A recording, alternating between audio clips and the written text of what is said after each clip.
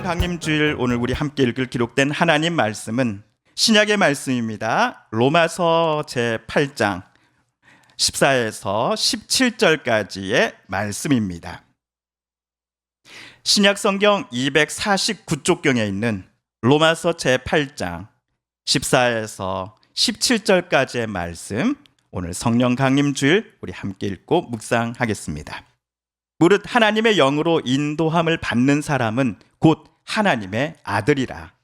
너희는 다시 무서워하는 종의 영을 받지 아니하고 양자의 영을 받았으므로 우리가 아빠 아버지라고 부르짖느니라. 성령이 친히 우리의 영과 더불어 우리가 하나님의 자녀인 것을 증언하시나니, 자녀이면 또한 상속자 곧 하나님의 상속자요 그리스도와 함께한 상속자니, 우리가 그와 함께 영광을 받기 위하여 고난도 함께 받아야 할 것이니라. 아멘. 오늘 주일은 앞에서도 말씀드렸듯이 교회력으로 성령 강림 주일입니다. 그런데 우리 서북교회가 성령 강림 주일로 지키는 오늘을 어떤 교회에서는 오순절 성령 강림절이라고, 또 어떤 곳에서는 오순절이라고 부르기도 할 것입니다. 성령 강림 주일, 성령 강림절, 오순절, 그리고 오순절 성령 강림 주일 등등등, 이것들 모두는 2000년 전 유대인의 달력으로 오순절 날 예수님의 약속처럼 성령님께서 이 땅에 강림하셨던 사건이 일어난 날을 똑같이 가리키고 있습니다. 그래서 우리 교회처럼 오늘 주일을 성령 강림 주일로 부르지 않는 교회라고 하더라도, 그렇다고 해서 다른 교회들을 이상하게 보실 필요는 전혀 없습니다. 그렇다면 성령 강림 주일을 맞이하여 저는 우리 성도님들께 이 질문을 드리고 싶습니다. 우리 성도님들께서는 성령을 받으셨습니까? 잠시 생각할 시간을 드리고자 요한복음 20장 21절 22절을 제가 한번 읽어보겠습니다. 예수께서 또 이르시되 너희에게 평강이 있을지어다. 아버지께서 나를 보내신 것 같이 나도 너희를 보내노라.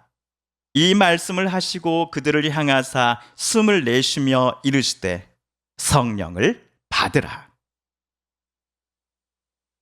예수님께서 부활하신 날 일요일 저녁이지요. 제자들은 예루살렘 모처에 한데 모여 있었습니다. 모든 문과 창문을 잠궈뒀습니다. 로마 군인과 대제사장이 보낸 사람들에게 잡혀가지 않기 위해서였습니다. 그들은 두려움에 떨고 있었습니다. 그런데 이들에게 부활하신 예수님께서 나타나십니다. 그들에게 평강이 있을지어다 라고 말씀하십니다. 평강은 히브리어로 샬롬입니다. 그리고 예수님은 그들을 향해 숨을 내쉬며 이르시기를 성령을 받으라 라고 말씀하셨지요. 예수님의 방금 말씀에 근거하여 저는 우리 성도님들께 여러분은 성령을 받으셨습니까? 라고 여쭤봤습니다. 물론 이 질문은 저도 당연히 대답해야 합니다. 목사라고 예외는 아닙니다. 어떤 분들은 임 목사 당신이야 목사 안수도 받았으니 당연히 성령을 받았겠지요. 그러나 평신도인 내가 목사 당신처럼 성령을 받았다? 라고 자신 있게 말하기가 조금 그렇네요 라고 생각하시는 분들이 계실지도 모르겠습니다. 성령을 받았는지에 대한 대답을 주저하시는 경향은 예수님을 처음 믿으신 분들보다는 오히려 모태신앙이나 신앙생활을 하신 지 꽤 되신 분들에게서 더 많이 나타나곤 합니다. 그 이유가 겸손의 미약 때문만은 아닐 수 있습니다. 진짜 이유가 무엇일까요? 나는 모태신앙이고 나도 신앙생활을 적잖이 오래 했건만 자칭 성령을 받았다라고 남들에게 자신 있게 말하는 사람들과 비교해 봤을 때 그들이 성령을 받은 증거로 말하는 것들이 내게는 없어 보이기 때문일 것입니다. 그렇다면 성령을 받았다라고 자랑하는 이들에게는 있는 것 같이 보이나 내게는 없는 것처럼 여겨지는 것들이 무엇이 있었을까요? 가장 큰 예시는 방언일 것입니다. 방언을 하는 사람은 성령을 받은 사람이요. 방언을 못하는 사람은 성령을 받지 못한 사람이다라는 인식이 우리 믿는 이들에게 아예 없지 않습니다. 제가 고등학교 막 졸업하고 신학과 입학하고 얼마 후 과 선배님들의 몇 분의 권유로 저는 그 당시 학교 건물 3층에 있는 기도실에 방과 후 열리는 기도회에 참석하게 되었습니다. 모임에서 제일 연장자 선배님의 짧은 설교가 끝나자 다른 분들이 기도실의 전등 스위치를 끄기 시작했습니다. 딱 하나 등만 남겨놓았는데 기도실 정면에 부착된 빨간 십자가를 비추는 노란색 등이었습니다. 불이 모두 꺼지자마자 거기에 모인 모든 사람들은 다들 제가 20년을 살면서 단 한 번도 들어보지 못한 언어로 말하기 시작했습니다. 기도실은 좁고 캄캄하죠. 게다가 그 자리에 모인 모두가 저를 제외하고는 낯선 언어로 울부짖고 있었습니다. 너무나 당황해하고 무서워하는 저를 한 학년 위 선배가 걱정 말라고 토닥여줬습니다. 민성아, 이 사람들 미친 사람 아니야. 그리고 너는 아직 방언을 못하지? 염려 마. 너는 그냥 우리말로 기도하면 돼. 하지만 그 말은 제게 큰 위로가 되지 못했습니다. 이 사건 이후로 약 반년 동안 신앙적으로 제게는 큰 부침이 찾아왔습니다. 그 기도실에서 저를 빼고 모두가 방언으로 기도하는 모습을 본 저로서는 그 이후로도 여전히 방언을 하지 못하는 나 같은 사람은 성령을 받지 못한 것이 틀림없다라는 생각이 6개월 이상 저를 붙잡고 있었기 때문이었습니다.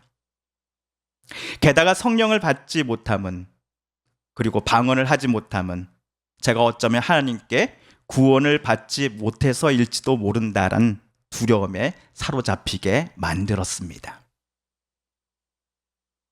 그렇다면 시간이 20년 정도 더 흘러 목사가 된 지금 저는 방언을 할까요? 못할까요? 우선 고향에 20년 살았으니 전라도 사투리를 쓸 줄 안다라고 말씀드리고 싶습니다. 그리고 이곳 충남 홍성에 8년 가까이 살다 보니 충청도 홍성군 서부면 사투리가 조금씩 제 입에 나오곤 합니다. 이런 점에서 저는 두 지역 방언을 할 줄 알기에 각 지방 방언으로서 하나님께 기도할 수 있습니다. 이런 말을 제가 여러분을 웃기려고 꺼냈던 것이 절대로 아닙니다. 오순절 성령 강림의 사건이 일어났던 당일 마가의 다락방에 모여있던 이들이 방언으로 말할 때에 그들을 향해 다른 사람들이 말한 바를 우리가 찾아 한번 읽어보겠습니다. 사도행전 2장 6절 이하입니다. 함께 읽어볼까요? 시작. 이 소리가 나매 큰 무리가 모여 각각 자기의 방언으로 제자들이 말하는 것을 듣고 소동하여 다 놀라 신기하게 여겨 이르되 보라, 이 말하는 사람들이 다 갈릴리 사람이 아니냐? 우리가 우리 각 사람이 난 곳 방언으로 듣게 되는 것이 어찌 됨이냐?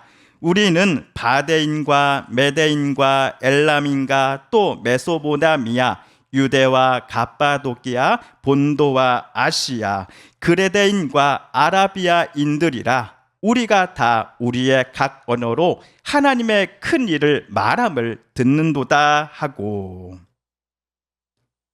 성령 하나님께서 강하게 임재하셨을 때 거기에 모여있던 이들은 방언으로 기도하기 시작했습니다. 그런데 이들이 방언으로 말하는 말을 제자 그룹과는 전혀 관계없는 제3자들이 다 알아들은 것입니다. 방언을 말하는 이들은 이스라엘 갈릴리를 떠난 적이 단 한 번도 없는 갈릴리 토박이들이었습니다. 그런데 어찌된 일인지 그들은 다락방에서 다른 나라 말, 즉 외국어를 구사하고 있었던 것입니다.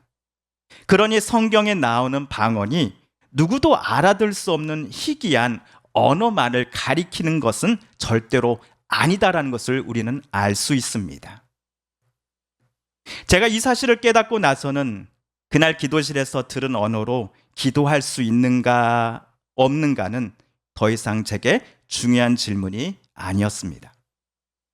또한 제가 성령을 받은 사람인가를 확인받기 위해서 더 이상 저는 방언을 할 수 있는 사람인가를 스스로에게 물을 필요가 없었습니다. 왜냐하면 사도 바울은 하나님의 영으로 인도함을 받는 사람은 누구나 하나님의 자녀입니다라고 우리에게 말해 주었기 때문입니다. 여기서 오늘 로마서 본문 15, 16절도 우리 세 번역으로 함께 읽어보겠습니다. 시작. 여러분은 또다시 두려움에 빠뜨리는 종살이의 영을 받은 것이 아니라 자녀로 삼으시는 영을 받았습니다. 그래서 우리는 그 영으로 하나님을 아빠, 아버지라고 부릅니다. 바로 그때에 그 성령이 우리의 영과 함께 우리가 하나님의 자녀임을 증언하십니다. 아멘. 과거 부흥사님들은 설교 시간이 끝나고 기도회를 인도할 때에 성령 받으라, 성령 받으라, 다 함께 주여 삼창하십시다 라고 말하곤 했습니다. 그런데 이런 외침이 자칫하면 마치 우리가 서로 물건을 주고 받는다라고 할 때처럼 성령도 주고 받을 수 있는 존재라고 우리로 하여금 착각하게 만들기 쉽습니다. 부흥사님들의 외침은 성령을 부흥사만이 우리에게 주는 영적 에너지 정도로 우리가 오해하도록 만들 수 있다는 것입니다. 그러나 성령은 물건이 아닙니다. 성령은 성부 하나님, 성자 예수님과 함께 삼위일체 하나님을 이루시는 성령 하나님이십니다. 그러므로 성령 하나님을 사람인 우리가 서로 주고 받고 할 수가 없지요. 성부 하나님의 뜻에 따라 성령 하나님께서 저와 여러분의 삶에 찾아오셨을 때에 저와 여러분은 마음을 열어 성령 하나님의 방문을 환영했을 것입니다.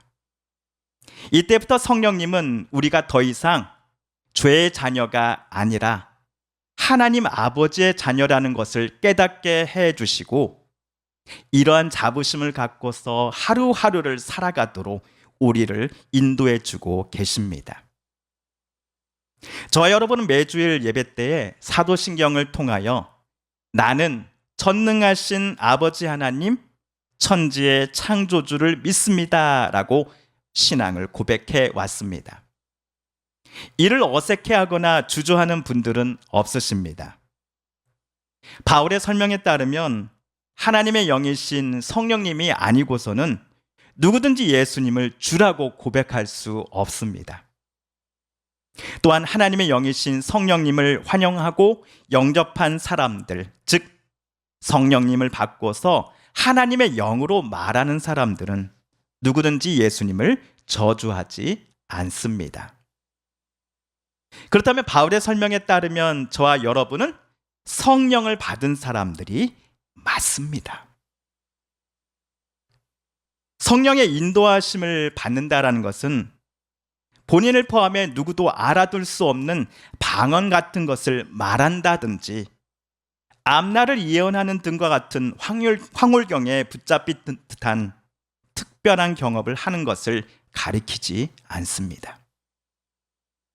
오히려 성령께서 나라는 사람의 가치관, 말과 행동과 같은 우리의 모든 인생을 아버지신 하나님의 뜻으로 빚어가기를 원하시며 내 삶을 하나님이 인도하시는 바대로 나아가도록 이끄심에 있어서 내가 기뻐하고 순종하는 것을 통틀어 저와 여러분은 나는 성령 하나님의 인도하심을 받고 있어 라고 고백할 수 있습니다.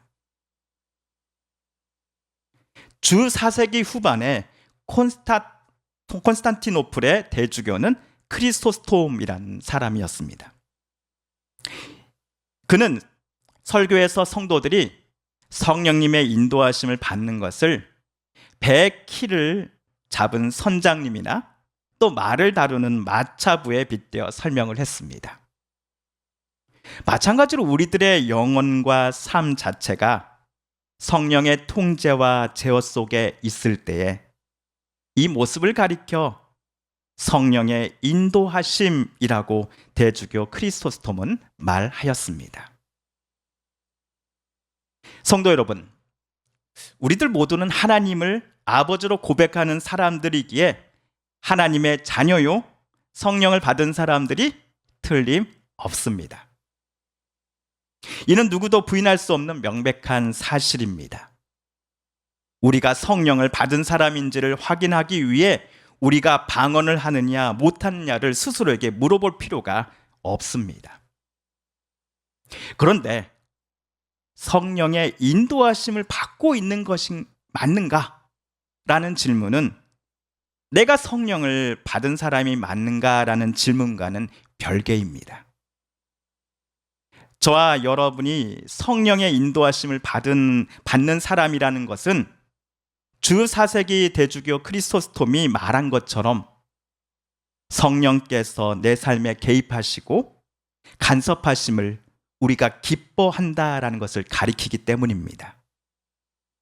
여기에는 죄악된 육체의 행실을 죽이는 것과 같은 거룩함으로 나아가는 삶을 포함하고 있습니다. 성령의 인도하심을 받기 전에는 우리가 육신의 정욕과 물질을 향한 욕망, 그리고 거짓에 눈 감고 침묵하며 살았습니다. 그러나 이제 성령을 받은 사람으로서 우리들은 성령의 능력으로서 과거에 육신의 정욕과 욕망에 붙잡혀 살았던 삶과 이별해야 합니다. 성령을 받기 전의 모습과 우리는 싸워 승리해야 합니다. 성령을 받기 전에는 내 자신만을 위해 살아왔다면 이제 내 삶을 성령께서 인도하고자 하실 때에 성령을 받은 우리들은 생명과 평화의 가치에 따라 생각하고 말하며 행동해야 합니다. 생명과 평화는 내 개인적인 삶 속에서만 아니라 가까이는 내 가족, 우리의 이웃과 성도님들, 그리고 교회와 이 나라 이 땅에도 실현되어야 할 것입니다. 생명과 평화는 성부 하나님께서 성자 예수님을 통해 우리에게 보여주신 하나님의 마음이요 뜻이기 때문입니다. 물론 우리의 힘만으로는 그것들과 맞서 절대로 이길 수 없습니다. 또한 내 욕망과 거짓 앞에 침묵하며 나의 이익만을 쫓으려 했던 나의 과거 모습을 회개하고 하나님의 뜻대로 살아가고자 할 때에 우리는 과거에는 받지 않았던 고난을 받을 것입니다. 욕망과 정욕을 쫓아왔던 다른 친구들로부터 따돌림을 받을 수도 있습니다. 무리로부터 떨어져 나왔기에 손해를 입을 수도 있습니다. 우리 찬송가 305장이죠. 나 같은 죄인 살리신 이 찬송가의 작사자인 존 뉴턴 목사는 자신의 설교에 다음과 같은 예화를 자주 언급했다고 합니다.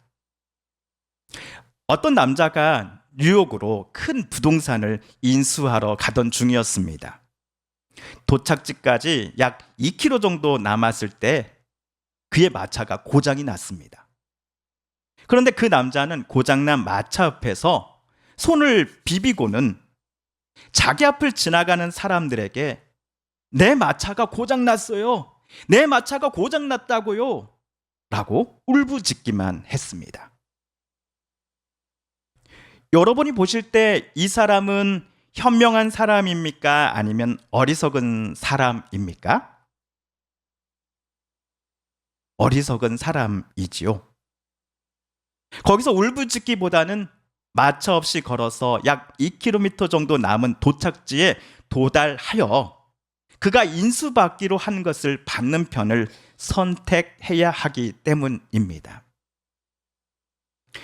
우리의 신앙생활에서도 마찬가지다라고 존 뉴턴 목사는 말합니다. 성령을 따라 살아갈 때에 우리는 고난이나 불편함이 없을 수 없습니다. 하지만 그것들에 대해 불평만 하기보다는 성령 하나님께서 우리의 삶을 이끄시고자 하는 궁극적인 목적지인 하늘나라를 향하여 우리는 오늘도 내일도 한 걸음 한 걸음을 성령을 따라 나아가야 합니다. 하나님께서 우리에게 주시기로 약속한 것들을 그리스도와 함께 나도 상속받는 자라는 사실을 늘 기억하면서 성령의 인도하심을 따라 살아갈 때에 고난과 역경을 받는다고 할지라도 우리는 성령 하나님의 목소리에 귀 기울이기를 멈추지 말아야 할 것입니다. 힘들고 괴로운 일 당하더라도 손해보더라도 그것을 넉넉하게 이길 수 있는 힘과 지혜 그리고 용기를 주시는 성령 하나님을 늘 의지하십시다. 그런데 하나님께서 우리에게 약속하신 가장 큰 선물이 무엇인지 아십니까? 그 가장 큰 선물은 바로 하나님 아버지 자신입니다. 하나님께서 우리와 늘 함께 하시며 우리와 늘 연합하기를 원하신다는 증거가 바로 성령 하나님께서 우리에게 찾아와 우리와 함께 계심이기 때문입니다. 성도 여러분, 우리는 성령을 받은 사람이요 성령의 인도하심을 기뻐하며 살아가는 하나님의 자녀임을 잊지 마십시오. 우리 안에 계신 성령께서는 성육신하신 성자 예수님께서 자신의 삶과 말씀으로 보여주신 하나님의 뜻과 계획이 우리의 삶 속에서도 아름답게 열매 맺히기를 원하십니다. 주님 닮아가기를 소원하십니다. 그러므로 오늘 우리는 성령 하나님의 인도하심을 사모하며 겸손히 구하고자 기꺼이 순종하는 사람들이 되어야 할 것입니다. 하나님께서 우리 안에 이루시고자 하는 성령의 열매를 기대하며 오늘 또 저와 여러분 성령님과 늘 동행하겠습니다. 은혜의 걸음을 성령님과 함께 걸어가겠습니다라고 다짐하는 저와 여러분 되시기를 이 아침 우리 함께 다짐해 보십시다. 함께 기도하겠습니다. TV CF, 라디오 CM, 선거 홍보 영상, 기업 홍보 및 기록 영화를 전문으로 기획, 촬영하여 제작하는 산여울 기획은 1등 제품을 2등 가격으로 공급합니다. 산여울 기획.